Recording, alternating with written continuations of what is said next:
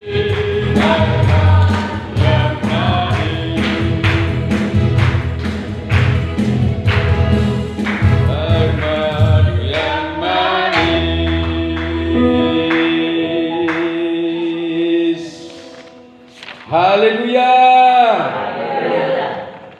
Terima kasih Bapak Ibu. Tuhan memberkati. Amin. Apa kabar Bapak Ibu, saudaraku? Dahsyat luar biasa semua. Haleluya, terpujilah Tuhan yang selalu setia memelihara kita. Malam ini kita baca firman Tuhan dalam kitab Yesaya pasal 2. Yesaya pasal 2 ayat 2 sampai dengan 3. Kita kembali baca firman Tuhan ini. Masih ada yang perlu kita terima dan dapat dari ayat ini. Mari kita baca bersama-sama Yesaya 2 ayat 2 dan 3. 1, 2, 3. Akan terjadi pada hari-hari yang terakhir, gunung tempat rumah Tuhan akan berdiri tegak di hulu gunung-gunung dan menjulang tinggi di atas bukit-bukit. Segala bangsa akan berduyun-duyun ke sana, dan banyak suku bangsa akan pergi serta berkata, mari kita naik ke gunung Tuhan, ke rumah Allah Yakub, supaya Ia mengajar kita tentang jalan-jalannya, dan supaya kita berjalan menempuhnya. Sebab dari Sion akan keluar pengajaran dan firman Tuhan dari Yerusalem. Amin. Amin. Amin. Inilah yang akan terjadi dan sedang terjadi di hari-hari ini, di mana akan banyak orang mencari Tuhan. Segala bangsa akan berduyun-duyun ke sana. Kemana maksudnya? Yaitu ke rumah Tuhan. Ke rumah Tuhan. Dan banyak suku bangsa akan pergi serta berkata, mari kita naik ke gunung Tuhan, ke rumah Allah Yakub.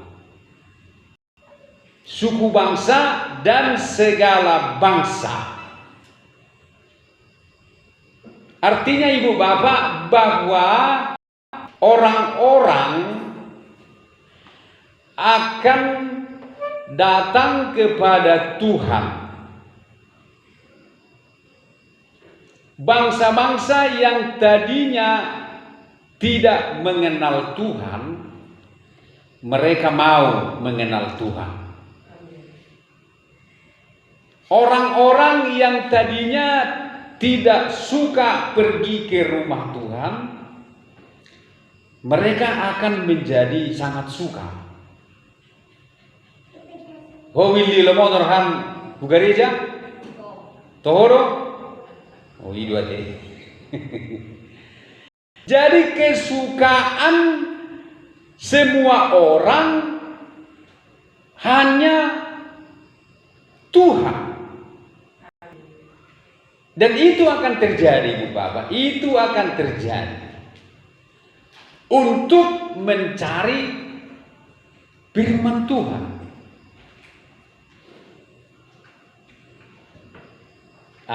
Itu juga sudah ada dinubuatkan dalam kitab Amos. Tolong ada yang baca Amos 8 ayat 11.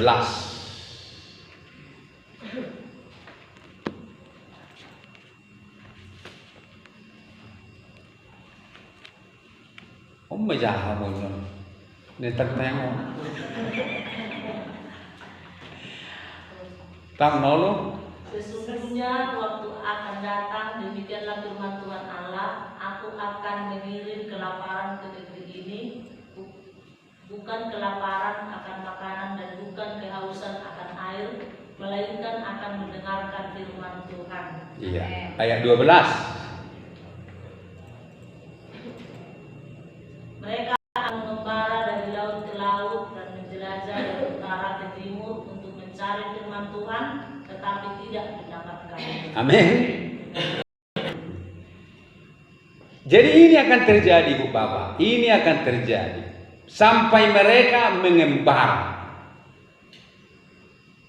Bukan untuk mencari uang lagi. Dari laut ke laut mereka mengembara, dari utara ke timur mereka mengembara hanya untuk mencari firman Tuhan. Itu akan terjadi. Di saat itulah gereja Tuhan akan ditinggikan, akan diserbu. Gereja Tuhan akan naik melambung tinggi, akan sangat dihargai.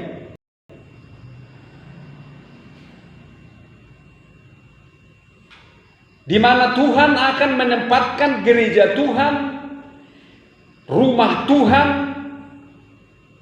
tegak di hulu gunung-gunung, menjulang tinggi di atas bukit-bukit. Jadi kita juga harus terlebih dahulu mengalami yang seperti ini supaya kita tidak ketinggalan. Jadi keadaan ini Ibu Bapak harus kita alami sekarang. Dan saya percaya kita semua mengalaminya sekarang. Amin. Buktinya kita malam hari ini datang walau hujan. Amin. Di mana kesukaan kita itu rumah Tuhan. Orang-orang pun hanya kesukaannya ke rumah Tuhan.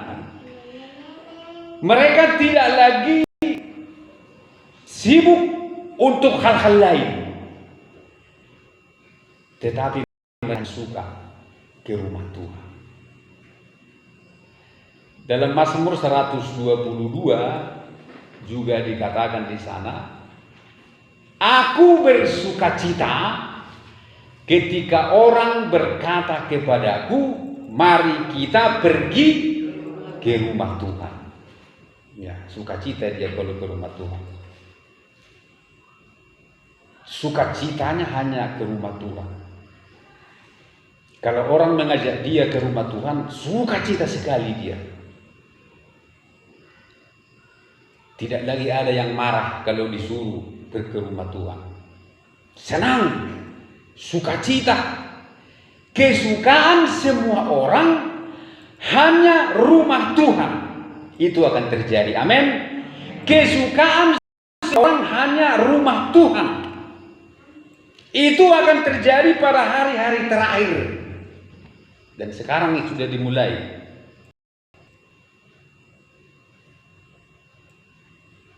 Kesukaan semua orang hanya rumah Tuhan. Seperti karakter Yakub. Seperti siapa Ibu Bapak?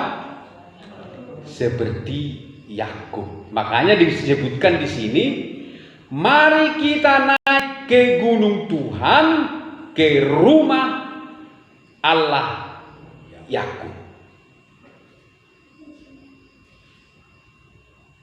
Jadi segala bangsa, suku-suku bangsa, kesukaannya ke rumah Tuhan seperti Yakub. Yakub juga begitu Ibu Bapak.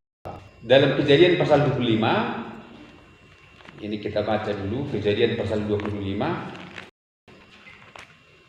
Kejadian pasal 25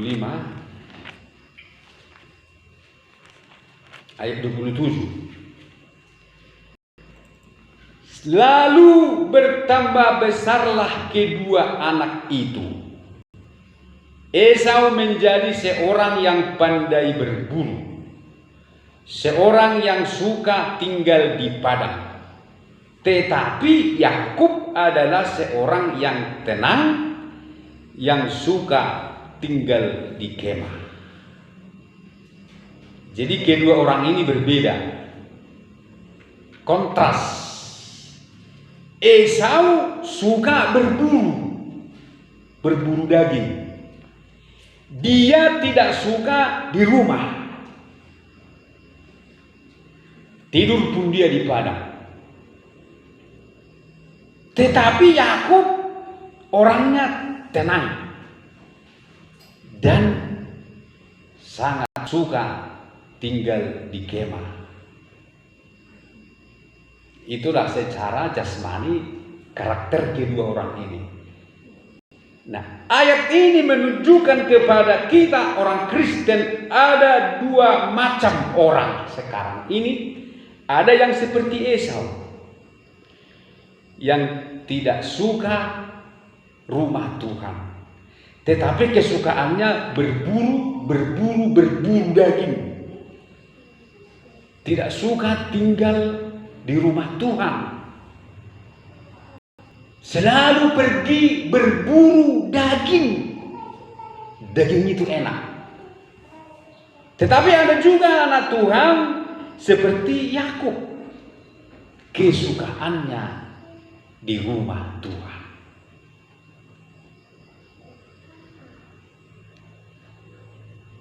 Itulah sebabnya Esau ini kehilangan hak, kehilangan jabatan dan hak sebagai anak sulung.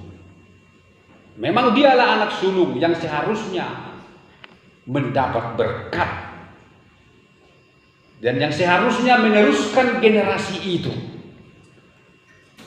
Tetapi karena dia tidak suka di rumah,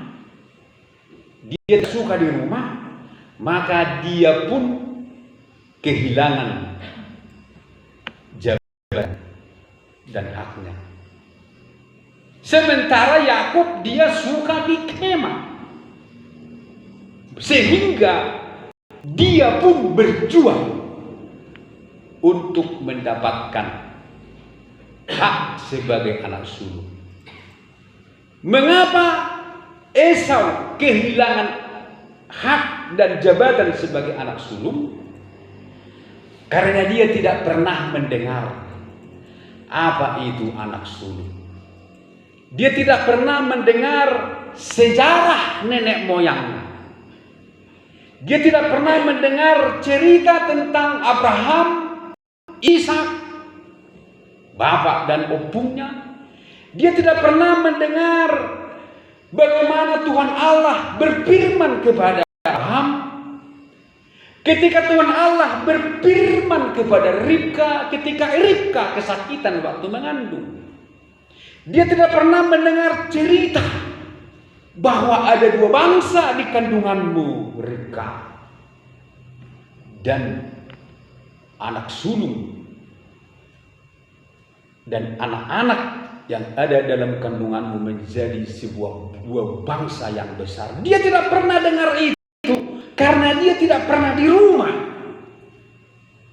Tetapi Yakub, karena dia selalu di rumah, dia mendengar bapak mamanya cerita.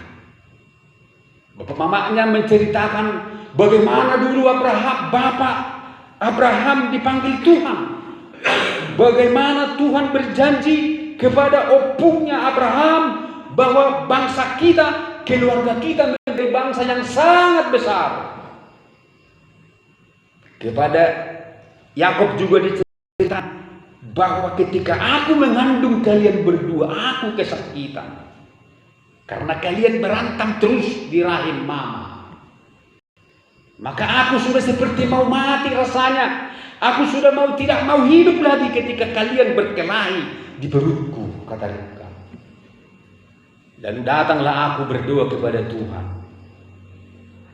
Apa kata Tuhan? 2 bangsa ada dalam kandunganmu. Jadi kalian berdua ini bangsa yang hebat. Tetapi anak yang sulung akan menjadi hamba kepada anak yang bungsu. Mendengar itu pun Yakub bersemangat. Dia berusaha merebut hak kesulungan itu. Amin. Amin. Kalau tidak pernah mendengar cerita itu, tak tertarik dia. Apa sih anaknya, anak sulung? Apa sih opung kita? Opung kita kan nggak siapa-siapa. Bukannya orang hebat, tetapi karena dia terus mendengarkan bapak mamanya cerita tentang nenek moyang mereka, tentang rencana Tuhan bagi mereka, tentang anak sulung itu, maka dia pun berusaha merebut. Aku harus mendapatkan kesulungan itu. Esau dia gak peduli. Jadi kita pun, kalau kita tidak pernah mendengar firman Tuhan, kita tidak akan tertarik pulang ke surga. Kita akan tertarik dengan dunia ini. Ketika Yesus datang menawarkan keselamatan, kita tidak mau menerimanya. Peduli maksudnya mak keselamatan ini. Maksudnya perlu daging buruan. Makanya ketika Esau pulang dari padang, padahal dikatakan di sini Esau itu seorang yang pandai berburu, pandai, tak pernah gagal. Namanya orang pandai, tangkas. Selalu berhasil dalam hidupnya, tetapi kali itu dia tidak ada apa-apa. Dia pulang dengan kelaparan. Yakub sedang memasak kacang merah. Diciumnya lah bau kacang merah itu. Lalu dia minta, adik, kasihlah aku kacang merah masakanmu. Aku lapar. Yakub yang sudah berikhtiar mau merebut kesulungan itu, di hatinya hanya ada kesulungan, maka dia pun cari kesempatan. Ini kesempatan bagiku untuk mendapat yang termahal itu, katanya. Oke bang, tapi jual dulu kesulunganmu sama aku, baru kau kasih kacang merah ini. Esau yang tidak pernah mendengar apa itu anak sulung, dia nggak pernah tahu itu bagaimana hebatnya anak sulung. Ya, apa artinya anak sulung bagiku, katanya. Besok aku sudah mau mati. Apa artinya itu kesulungan? Ambil saja untukmu. Aku tidak mau itu. Yang penting aku kacang merah. Wah, Yakub pun senang sekali. Yes, berhasil, katanya. Oke, bersumpah dulu bang, bersumpah. Bersumpahlah Esau.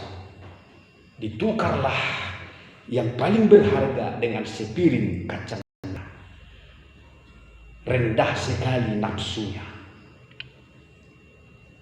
Makanya dikatakan dalam kitab Ibrani, janganlah ada yang bernafsu rendah seperti Esau, yang menjual hak kesulungannya demi sepiring kacang merah, yang pada akhirnya dia menyesal.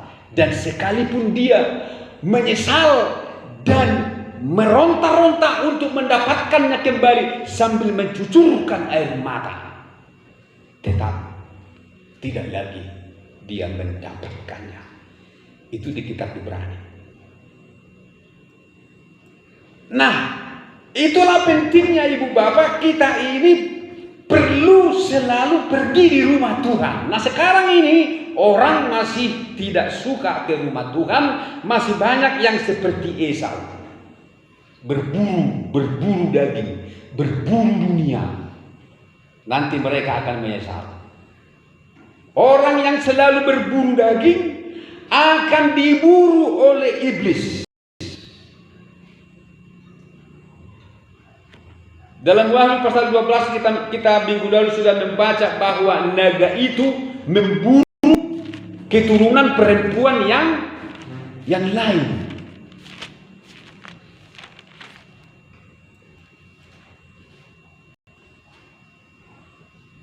Dia diburu.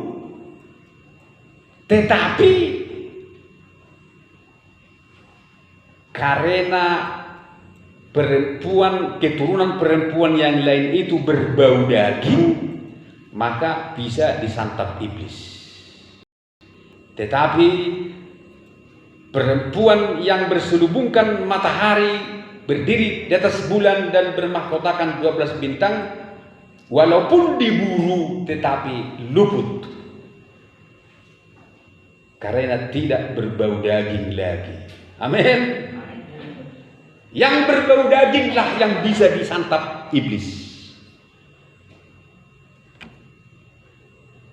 Nah, jadi inilah kedua anak ini, Yakub dan Esau. Tetapi yang di dalam Yesaya pasal 2 ini adalah marilah kita pergi ke rumah Allah Yakub, bukan ke rumah Allah Esau, di mana orang-orang pada akhirnya akan sangat suka rumah Tuhan seperti kehidupannya Yakub. Amin. Yang kedua, mengapa disebutkan ke rumah Allah Yakub? Ada yang tahu ibu bapak? Tang gue menebak-nebak, ibu tiba-tiba komot. Saya mau katakan ibu bapak, mengapa disebut ke rumah Allah Yakub? Karena kepada Yakub Tuhan menunjukkan sebuah penglihatan yang memang benar-benar terjadi setiap hari di dunia ini, yang tidak diketahui oleh semua orang, tetapi hanya Yakub yang dipercayakan Tuhan melihatnya dan mengetahuinya. Rupanya dahulu dan sampai hari ini pun aktivitas itu terus berlangsung. Aktivitas apa? Yaitu bahwa Yakub melihat pintu gerbang surga. Kepada Yakub Tuhan buka matanya untuk melihat bahwa ada tangga dari bumi ke surga. Tangga itu panjang sekali. Dan di atas tangga itu, di dalam tangga itu, malaikat Allah turun naik terus. Aktivitas malaikat terus turun naik di tangga itu. Dari bumi ke surga, dari surga ke bumi, tidak pernah berhenti. Dan itu ditunjukkan kepada Yakub. Maka Yakub pun heran. Heran dia, rupanya begini ya katanya. Rupanya begini. Selama ini aku tidak melihatnya. Tetapi sekarang aku bisa melihatnya walau dalam mimpi. Tuhan singkapkan itu padaku. Tuhan tunjukkan itu padaku. Dia heran. Ketika dia heran, lalu dia berkata, Kejadian 28 ayat 16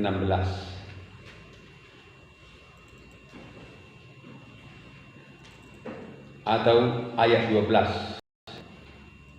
Ini di suatu tempat. Maka bermimpilah ia, di bumi ada didirikan sebuah tangga yang ujungnya sampai di langit. Tampaklah malaikat-malaikat Allah turun naik di tangga itu. Berdirilah Tuhan di sampingnya dan berfirman, Akulah Tuhan Allah Abraham nenekmu dan Allah Ishak. Tanah tempat engkau berbaring ini akan kuberikan kepadamu dan kepada keturunanmu.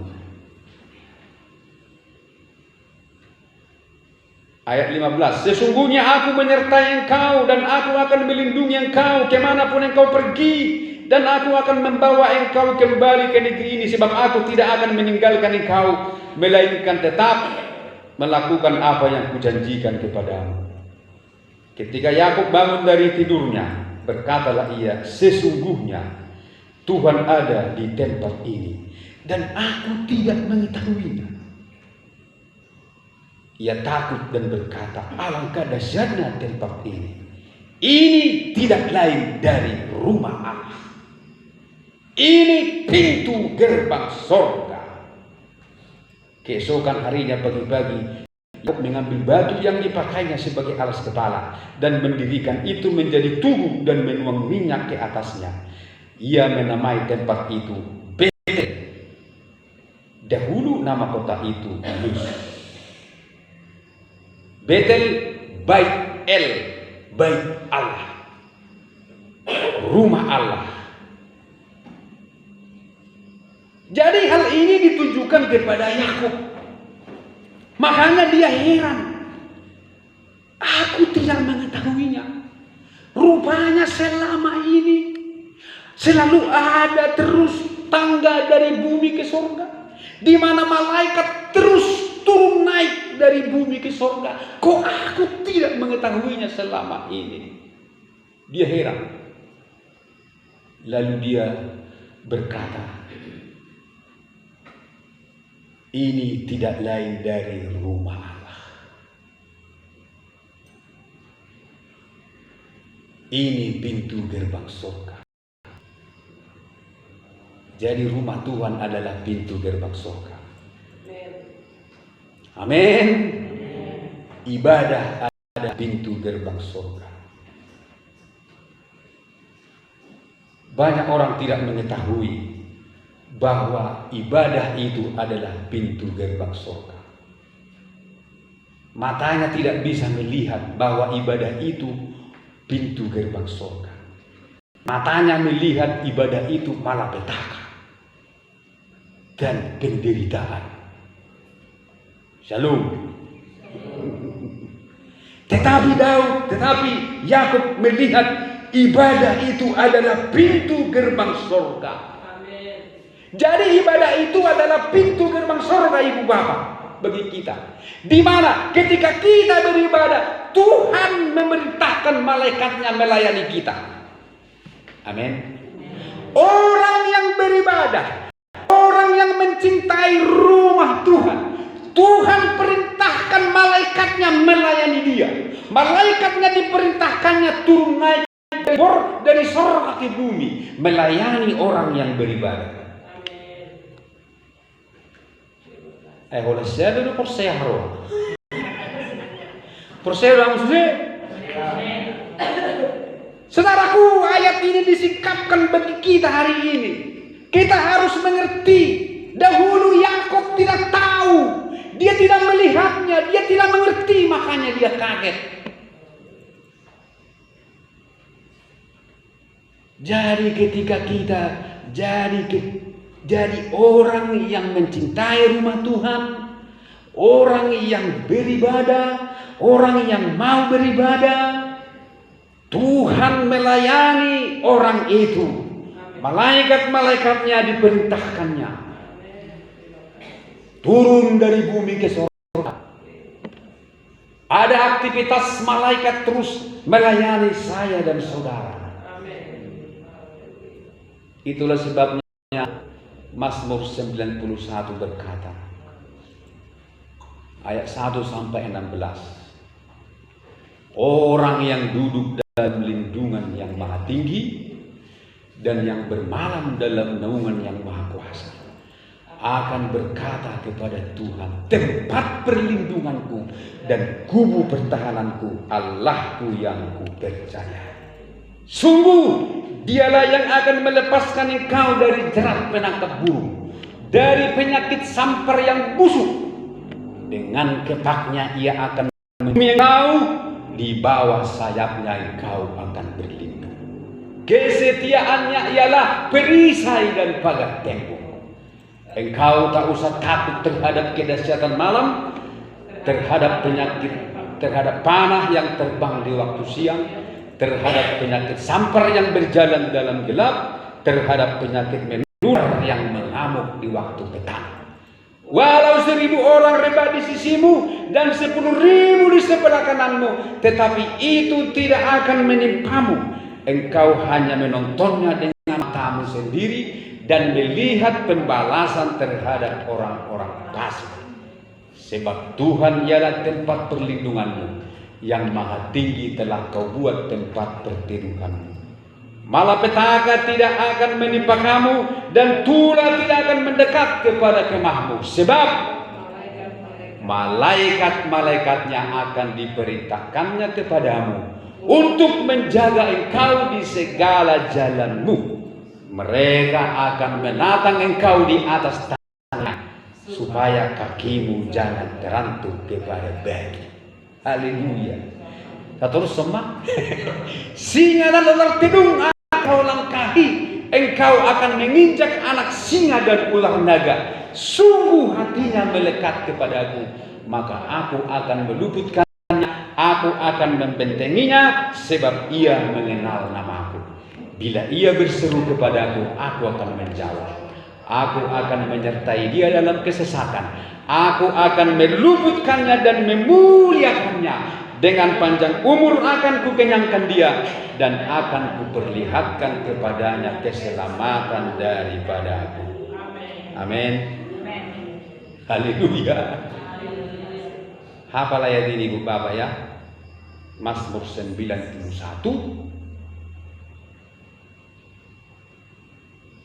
ayat 1 sampai 16. Jadi hebat ayat ini. Semua di situ. Mazmur 91 ayat 1 sampai 16. 16 juga kalau dibalik 19. Ya kan? Mazmur 91 16 jadi kalau dibalik 91, dan juga COVID-19. Iyalah COVID-19, itulah penyakit sampar itu. Kenapa begitu Ibu Bapak? Karena malaikat-malaikatnya diperintahkan Tuhan menjaga. Seperti tadi malaikat-malaikat Tuhan turun naik tangga, melayani orang-orang yang tinggal di rumah Tuhan. Itulah dahsyatnya. Biarlah mata kita terbuka seperti Yakub mengetahuinya. Dia kaget, dia heran, dia singkapkan itu bagi dia. Maka dari itu Bapak, mari kita ikut ambil bagian di dalam kegerakan yang terjadi di akhir zaman, di mana banyak suku bangsa akan berkata dan pergi. Mari di mulut orang, mari kita ke rumah Tuhan. Bukan lagi ke mall, bukan lagi jalan-jalan, tetapi rumah Tuhan. Haleluya. Mari kita menyanyi. Kita menyanyi, lebih baik satu hari di pelataran daripada 1000 hari di tempat lain. Tuhan, terima kasih. Malaikat-malaikatmu selalu kau perintahkan untuk menjaga kami di segala jalan kami. Mereka akan menatang kami di atas tangannya, supaya kaki kami tidak terantuk kepada batu. Tetapi kau ingin kami ada di rumahmu, karena rumahmu adalah benteng perlindungan kami. Rumahmu adalah kesukaan kami Tuhan. Haleluya.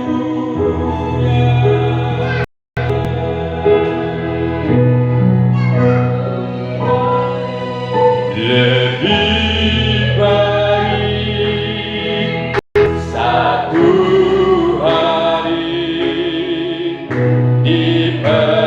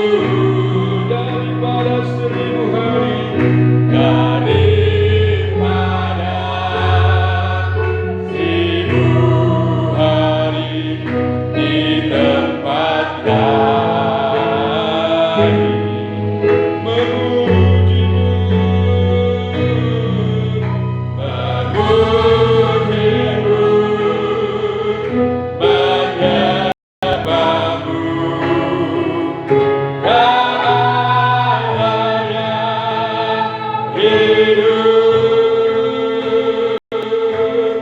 dan menikmati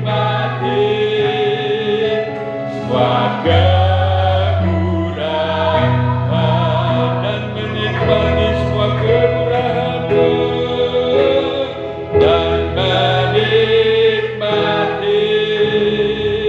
semua kemurahan-Mu. Haleluya, haleluya, haleluya. Mari sembah.